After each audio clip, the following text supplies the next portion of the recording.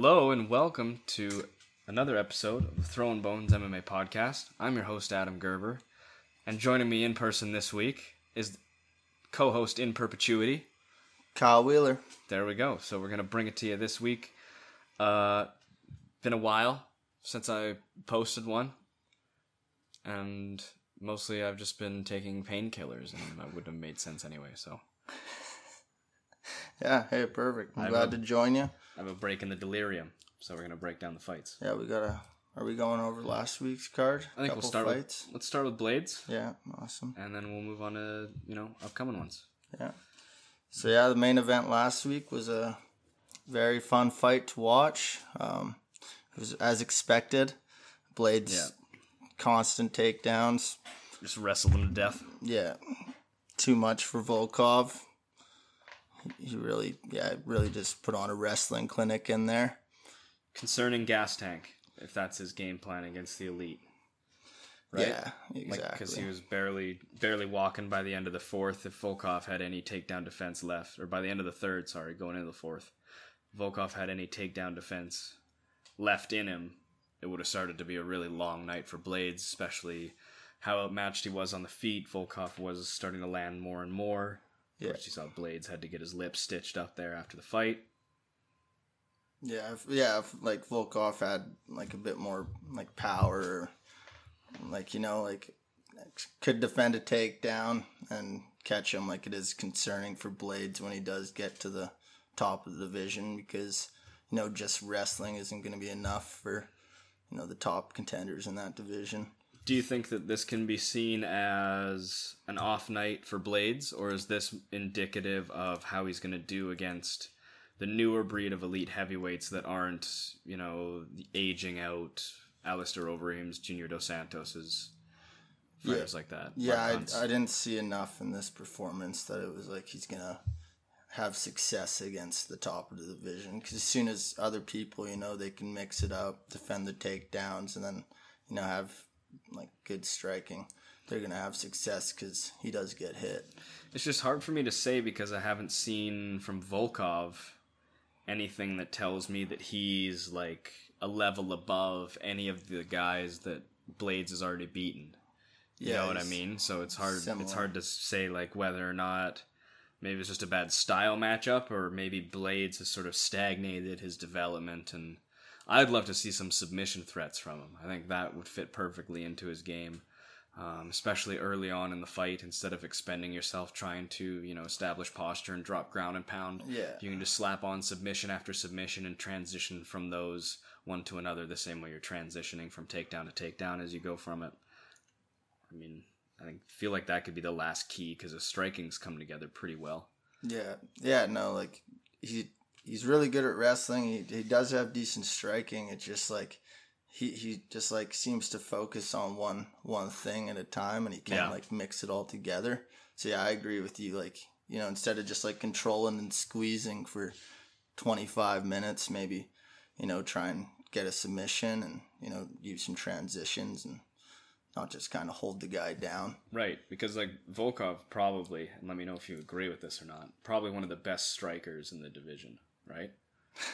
You think so? No, I wouldn't say he's one of the best strikers. I'd say he's like a trick. Like, he's such a tall, lanky guy that he'd be hard to figure out. But okay, yeah, sure. Yeah. That's fair. Okay, maybe not the best technical striker, but he's just got that length. And to beat him striking, you do have to be one of the best technical strikers just to get around his physical abilities. It's sort of like a John Jones scenario. Yeah, that's fair. And like Blaydes, it's impressive. Like, Volkov's such a tall guy. Like, if he gets hit with a knee or anything coming in for a takedown, it's good night probably. So, guy that size, his knee coming towards you, you rushing in. Great knees too. Yeah, probably one of his best strikes.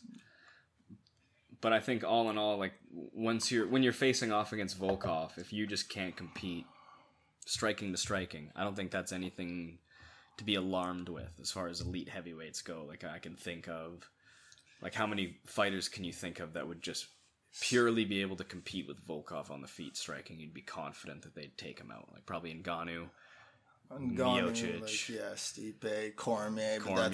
But then again, he would need to use his wrestling right? in that regard. So yeah, that'd be the top of the top. So I think the fact that he can't hang there isn't that worrying. It's the fact that he didn't have anything super reliable to go to as far as a 5-round fight once mixing in the striking wasn't an option. Yeah.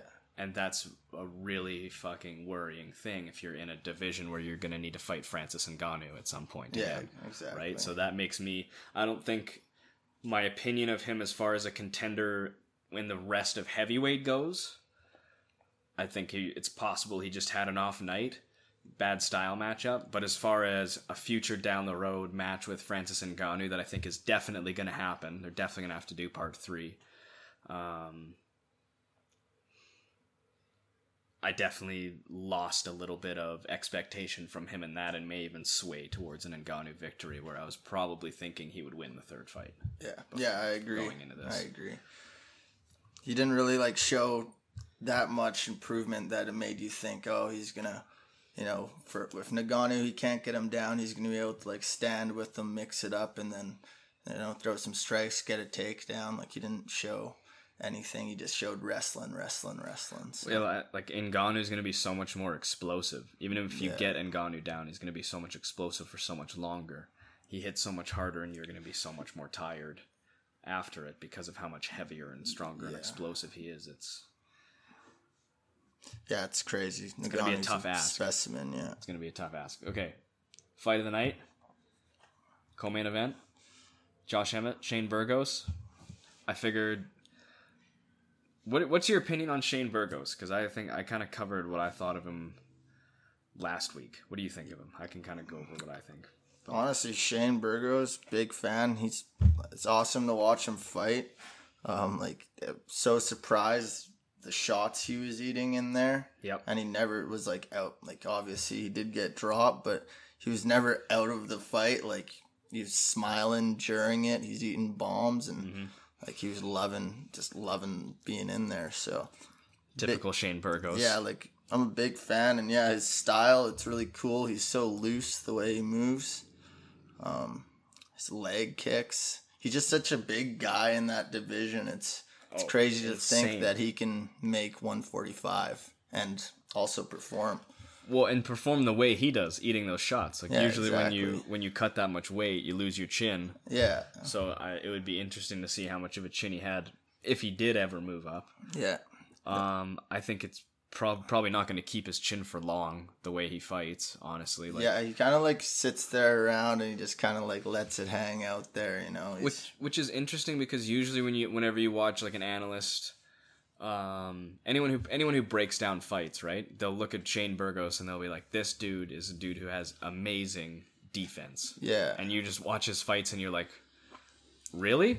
He does though? Because he gets blasted in the face. He kind of carries himself like Dominic Cruz, the way he moves his shoulder side He rolls with punches really well. Yeah, like a Diaz bro. But he also just kind of stands there. He doesn't have the footwork going on. He does have good footwork, but he just kind of stands there side to side, and then he gets hit, and it's he's just cool with it, and he'll just be chilling. He uses his footwork mostly offensively. He doesn't have a lot of defensive footwork, and I think where a lot of people get caught up is that his head movement is immaculate. His head movement is fantastic. Yeah. This is kind of, I guess we're getting into what I said about him last week. Head movement is amazing. Probably some of the best head movement in MMA right now. But head movement is one aspect of defense in boxing, let alone MMA. Yeah. And you need to, have the whole package and incorporate hands up, parrying, defensive footwork. Head movement is part of it, right? Yeah. And even against Calvin Kattar, who, we went over, I'm pretty sure we broke down together his fight against Jeremy Stephens. Yeah. Probably one of the most exclusively boxing-oriented fighters, was still able to continuously tag him and get past the head movement defense. Yeah. So the head movement's not even enough for exclusively boxing, let alone when you're fighting other complete MMA fighters. So the fact that he has immaculate head movement is sort of lost in the fact that he relies on it exclusively, hands down, and that's all he does. Eventually, you're going to get tagged, and when you get tagged by Emmett, it's going to be a bomb. Yeah. And I think the only reason he didn't get knocked out was because he did so much damage with the leg kicks at the beginning, and it seems like a mentality thing from Burgos. It seems like he's really into. He's got the Justin Gaethje mentality, spirit. Yeah, where he's like, I need to be super entertaining, you know, because he probably could have hit him with 4 or 5 more leg kicks and finished the fight. Yeah. But instead he sort of he had his advantage, and then he switched to just hands down boxing mode. And to give him his credit, I saw hands up like defense in this fight more than any other Shane Burgos fight I've ever seen. Like, to me, he had improved visibly for the first part of the fight, and then as the second round went on, he got more and more like classic Shane Burgos. He's smiling. And I don't even think it's tired, because he's got cardio for days. He's such a talent. That's why I guess I'm frustrated with Shane Burgos. Just like after a while, I'd just like assume he's so big, right? His arms would be heavy, right? Probably. Just from moving, right? Cutting weight, I think he just gets into it and enjoys it too much, and gets lost. That's like the thing. It's like, it's super impressive because he can be walking people down forward and he's slipping their punches, which is it's sweet to watch, but it's just he'll do time, that all 15 minutes. He's he'll do that and for you're gonna 15 get minutes, right? Yeah. So he ends up getting hit eventually, but it was a very entertaining fight. And it was a very impressive performance by Josh Emmett too, being able to take that leg kick, have no knee for the first round for the rest of the fight. And ACL tear, complete ACL tear, partial MCL tear. Yeah, that's everything crazy. I've read for that. Yeah, and so to fight almost 15 minutes, I'd say over 10 minutes for sure. Yeah, 15 minutes of a stand-up fight, like be a dog fight. Those types of shots. Yeah. Right? Yeah. I agree too with what you said. Like, if Shane Burgos, like, he did stop throwing those leg kicks, if he hit that leg a couple more times, like, what would have happened, right? He would have changed the fight. Like, his leg would have shut down. And he was already starting to switch stances, and like all the credit to Josh Emmett. Like, he adapted to that incredibly. And he checked a kick there. You could see, I think, like, into the second round, he checked a kick from Burgos, where Burgos kind of visibly like shook his foot off and then stepped back into a different stance, and it was kind of like, okay, we're done with that now. Yeah. Like, that's it for that. He got him. And Josh Emmett, man, he's just had such a tough time, like, in the UFC. Like, he's gotten the wins and everything, but he had that he got knocked out. He had the broken orbital, right? He had to have surgery on that because Stevens like shattered his cheek when he severed the nerve. You know when you get like wisdom teeth surgery? Yeah. They worry about hitting this nerve that runs like all the way down like your jawline. Okay. So it's set when it broke his face, essentially. It severed that nerve, so he can't feel like the whole. I can't remember if it's the left or the right side, but like one whole half of his face, pretty much from like the nose down to his chin. Like, he can't feel the teeth like inside anything. Yeah, that's. Like, completely numb. It's insane. Yeah. And now he has this whole ACL, MCL injury going on. Yeah, he goes through the ringer, man. Yeah, he's another one. You want to talk about his game for a little bit? What do you think about Josh Emmett's fighting style? Because I think he fails from like that one-shot power syndrome where he's just always looking for that huge bomb. I mean, to be fair, his ability to throw combinations were probably jacked from the moment his knee got torn, because a lot of like combinations require you to pivot on your front leg, but that's normally not how he fights anyway. Like, he usually just lines up, even to a detriment sometimes in that fight against Michael Johnson, where he was probably losing that fight until the last 15 seconds. If he's gonna keep moving up the ranks. Yeah, he's got that classic like team alpha male style. You know? Like, he reminds me of a better striker than most of them. Yeah, he reminds me of like a more like improved, newer version of Chad Mendes, basically. It's like if he's Chad Mendes if you maxed out the striking stats instead of the wrestling stats. Yeah, exactly. Without the wrestling, yeah. So I like his style. Like, he's really entertaining to fight or watch fight, and you know, he's always looking for the knockout. So big fan of that, and hopefully he can recover from this injury soon. And yeah, we'll see ya. I think those are his two biggest barriers to really breaking into the top and challenging for a title is gas tank. He seems to have a real problem with gas tank, and like not just volume, to like meaningful volume. Like he's like got changing it up. Like he's so predictable. getting reads, you know, feeding information, like putting things out there so that he can read information and set up that big shot. Yeah, like you throwing know? more feints. Exactly, Like feints. that. Exactly, Yeah. the jab, the feint, low kicks, stuff like that, and he's got that Tyron Woodley syndrome a little bit, where he just like he knows he's got that huge power, so he's just gonna wait for you to make a mistake. Yeah, he's just looking to explode and knock you out, Right, basically. Yeah. Totally. Awesome. That only takes you so far. Okay, Raquel Pennington versus Marion Renault. Fast forwarded through that one. Yeah, I watched the fight. It was an interesting one. I wasn't that entertaining, that's for sure. But Raquel got the win. Every time I watch a Raquel Pennington fight, I'm always just like, she would be such a good fighter. Like, such a good fighter if she had any punching power whatsoever. Like, she's so good in so many ways, but she just carries no power when she lands at all. Yeah, she's really good in the clinch situations and grappling. Yeah. Against the fence. Throwing some good knees. And yeah. Against girls way bigger and stronger than her. But you want to move on to the next? Yeah, immediately. That's much longer than I wanted to spend on that fight. This fight was in. This was see amazing. This fight? Yeah, this was amazing. Bilal Muhammad versus Lehman Good. I felt bad for Good. Yeah, I kind of wanted him to take this. His dad just died. Did you know that? Yeah, I did. They kind of made a point about that. Yeah. And did you know Walt Harris's daughter died? Bilal Muhammad, though, like forever, like one of the best all-rounders. Like he's definitely the test of, are you going to make it to the top of the division or not, or into the top 15 or not? Well, everyone was looking like at Lehman Good, just such a physical specimen, you know. Everyone was looking at Lehman, and then you see Bilal, and you're like, this guy's not gonna, like, there's no way this guy's gonna take it. And I like seeing Bilal fight. Obviously, I know what he's capable of, and the one thing I love about Bilal is he's good everywhere. Mm-hmm. But then as the fight goes on, I've seen this like in the Joban fight, literally like he was down in that fight. And he comes out in the third round and he starts using his wrestling. Yeah. And it's just such a powerful tool. And even whenever it's later on in the fight and he's like tired, that was a crazy fight.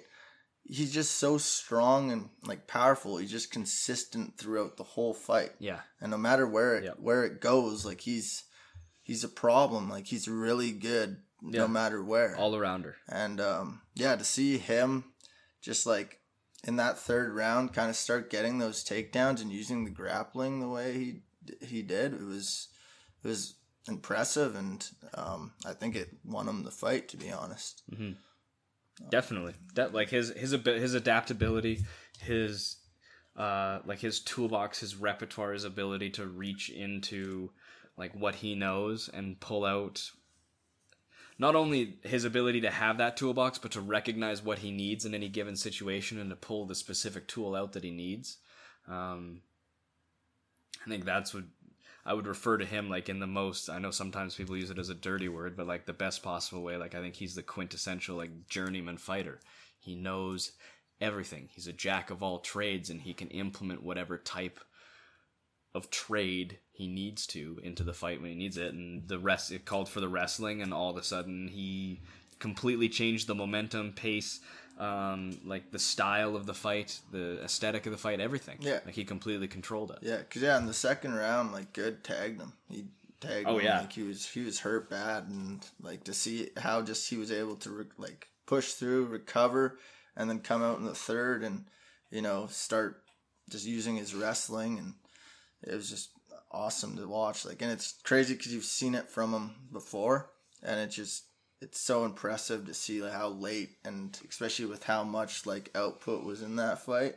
Yeah, just the way he's so strong still at the end it's insane. Everything, even his preparation, his cardio. Yeah, it's all completely like, I love it. I love to see fighters like that. Lyman Good, on the other hand, is like definition of swang and bang or nothing. Yeah. And then next fight, this is why I predicted he was going to win, because he's the king of journeymen, Jim Miller. So Roosevelt Roberts, people were so stoked on him because I think they were getting him conflated with how good Sean O'Malley is, and then they were getting Jim Miller conflated with how washed up Eddie Wineland is. where Jim Miller's still doing the damn thing, and Eddie Wineland's kind of dropping off as far as athleticism goes, at least. He had to have his little comeback after a litany of injuries, whereas Jim Miller's finished with having Lyme disease, and he's better than ever. Yeah. Snaps that armbar on Roosevelt Roberts and snaps his arm. Yeah. And of course the whole arena's empty, so you hear it clearly. Which is, I'm still not sure if I like that or not. It's kind of awesome, but I also hate it. Yeah, it was raw. Yeah, no, Jim Miller, like, it's crazy seeing him, especially like you said, not battling like Lyme disease, because that was definitely an issue, like with his training and stuff. Mm-hmm. You know, like zapping of energy. But like he has 20 more wins than Roosevelt Roberts, you know, and he has just so much more experience. So it was quite a test for Roosevelt Roberts, and it just kind of shows you, you know, there's levels to the game, and Jim Miller's like, he's not just a gatekeeper, like he's still there. He's a legend. Yeah, he's gonna be around for a long time, and I love to watch him fight because you never know what you're gonna get. Like that was a classic Jim Miller performance right there. I just love watching Jim Miller fight. Yeah. Bobby Green versus Clay Guida, great fight. Love both of these guys. Love watching them fight. You could hear, again, empty arena. You could hear Clay Guida's burps loud and clear. Yeah, no, this was a good fight. Bobby Green, he really like came out in the third round there and got the job done. It was such a close fight, honestly. It was. Guida's kind of getting there where he can't keep up the takedowns anymore. He gassed out. Yeah, especially in the third round. And it's also just like the rules have changed. Like the game's kind of passed him up, and shooting takedown after takedown after takedown after takedown, like you can't just win a fight like on the judges' scorecards anymore from doing that. Yeah, you just can't mix it up. Yeah, and that's never been Guida's game plan. It's been get you to the fence, get you to the ground. You're up, fence, ground, up, fence, ground, up, fence, ground. Burp in your face. You know what I mean? Yeah. Swing the hair around. Yeah. I love it, but... Or like when his brother slaps him in the cage, too. It's just, Yeah, love it. I was going to watch that. Love watching Clay make his way to the octagon and, just in between rounds and stuff. But yeah, he's definitely slowing down. Oh, yeah. The bald spot hurts my heart. Watching him lose his hair. Yeah, it sucks. Tisha Torres versus Brianna Van Buren. This was a fast fight as far as their speed. I loved it, man, honestly. Seeing fun, Tisha Torres, like, such a funny way of striking. Like, her nickname goes so well. Yeah, just Lily, just like the tornado, man, like spinning a lot, yeah. And, you know, like, I expected Tisha to win this fight. I know everyone was pretty hot on this Van Buren girl, but she looks strong. She looks impressive, but Tisha Torres is strong and just so fast, and she's had such like high level competition compared to Van Buren. So she is the litmus test, right? She's like, if you beat Tisha Torres, you're in the elite. Yeah. If you're not, you're just one of the top fighters in the world. No shame in that, but it's like that's how she's the yardstick, right? Yeah, like Tisha's lost to some big names, so pretty much all the big names. Yeah, right? exactly. So sorry, this has turned into trash. It's cool to see her win, and it was a really fun fight to watch. Well, I guess she just lost to Marina Rodriguez before this. Oh, really? Forgot about that. Yeah. But yeah, Wiley Zhang, Joanna Jacek, Jessica Andrade, Rose Namajunas, Carla Esparza. Yeah. So all the champs. Best. Yeah. All the champs. And then Randa Marcos, but that was on tough. Wow, good for Randa, honestly. Randa's been all over the place. Okay. Marc-Andre Barriou versus Oscar Piechota.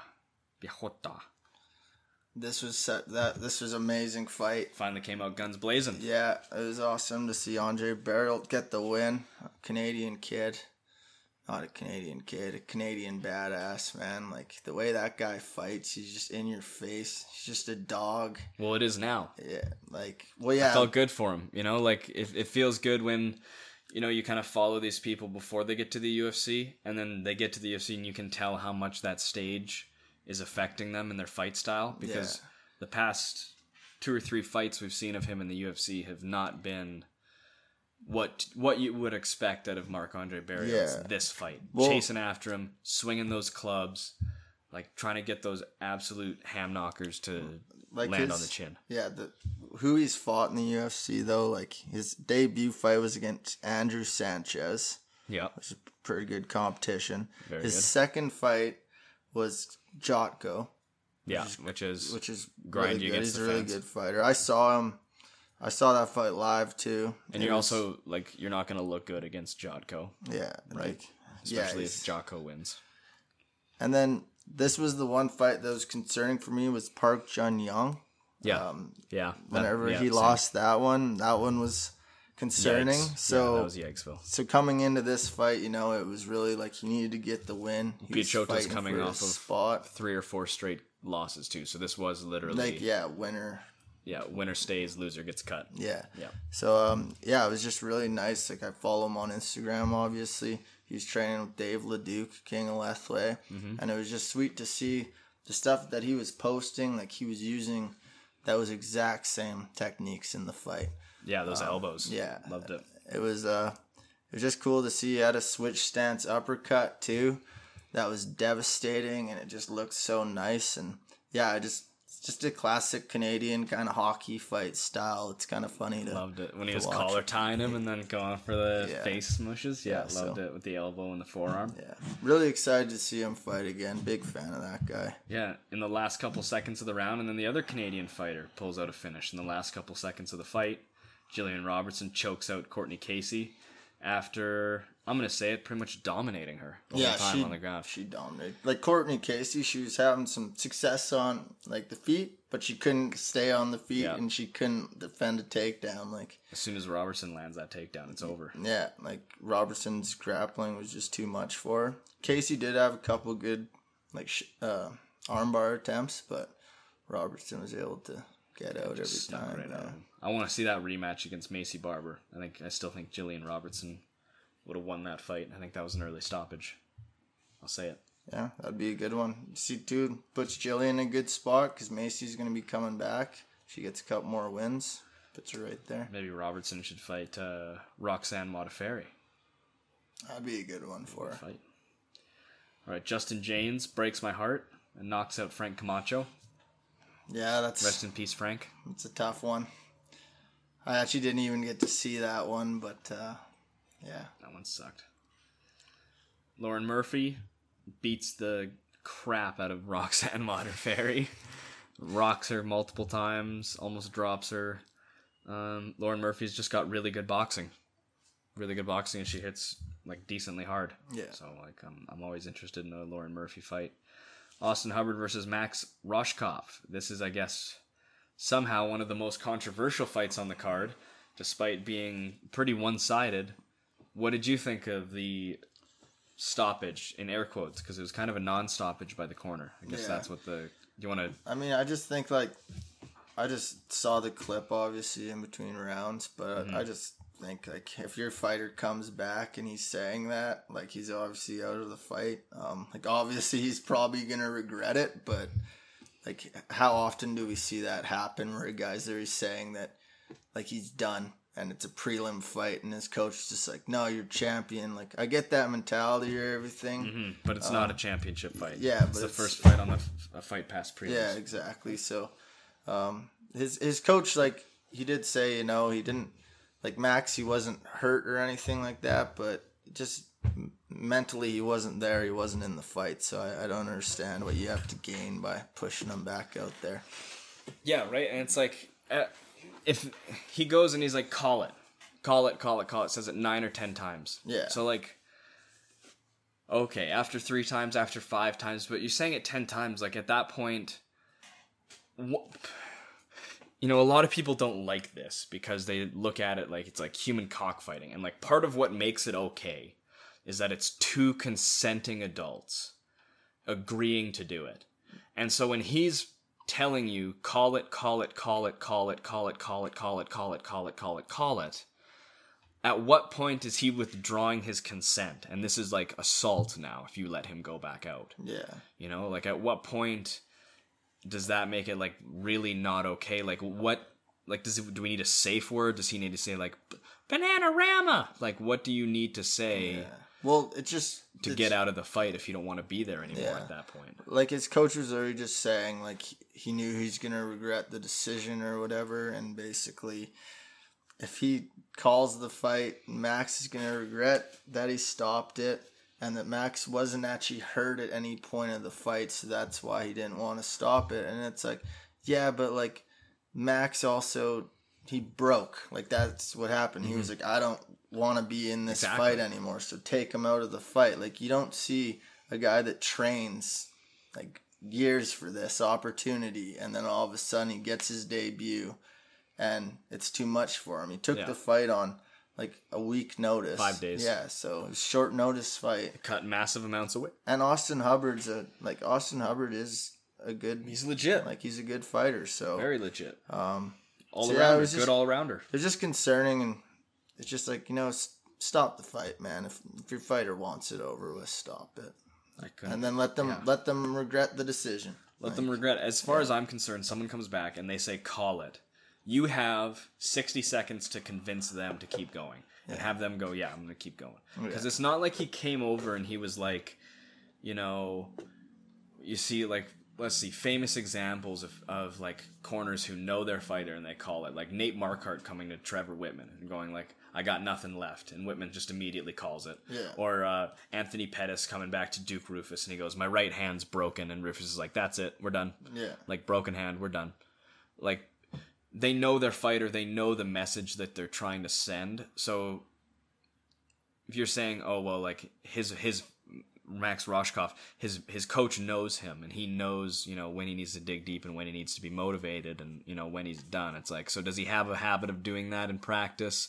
Like, what makes you think that him saying call it and ignoring all of your encouragement 9 times, like, I just don't understand how this isn't. Yeah, it's just like, odd. This is easily I was like really grossed out when I saw it because he's like, because not only this is what got me about it is all of these guys. The only reason you don't see this more often, I think, is because there's this culture in MMA that's sort of around like never quitting. I'm willing to die in the ring. I've committed everything to this, and I respect the absolute shit out of that.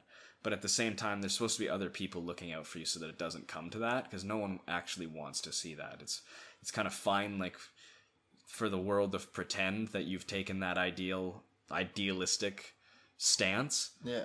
But there's doctors, commission bodies, cornermen, referee, so many people there to ensure that just because that's your mentality, it won't happen, right?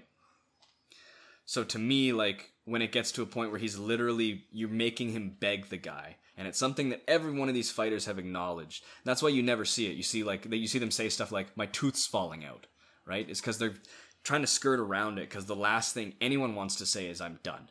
Yeah. I can't do it anymore. Yeah. Because it's almost like the shame of that is worse than losing for a lot of these dudes. Yeah. And so they try and find ways to let their corner know they're done. And so already you've made this dude come out and say it. Call it, which is already like, wow, that's a blow to that dude. To have to say that, to come to that point in your head where you're saying that.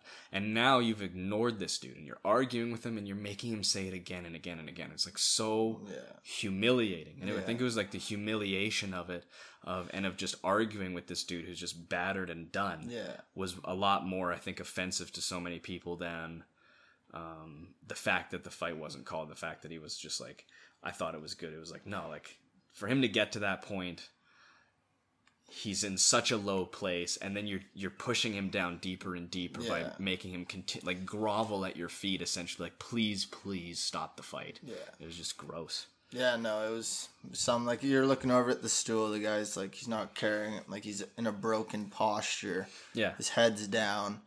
He like, just stop it, man. Like, it's, and like you said, for a fight past prelim fight. Yeah, like just stop it. Yeah, no, I agree. So, what an odd situation. What, like, just sucks to see.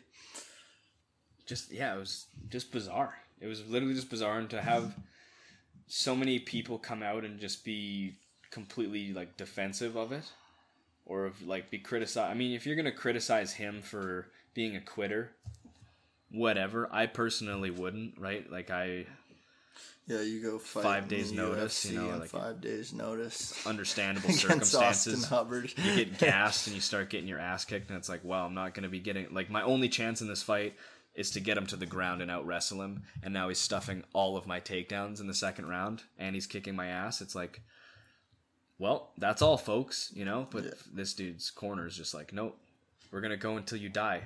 Trust me, it's worth it. On the Fight Pass, first fight on the Fight Pass prelims. Yeah. Anyway, all right. And then we'll move on and we'll cover upcoming card.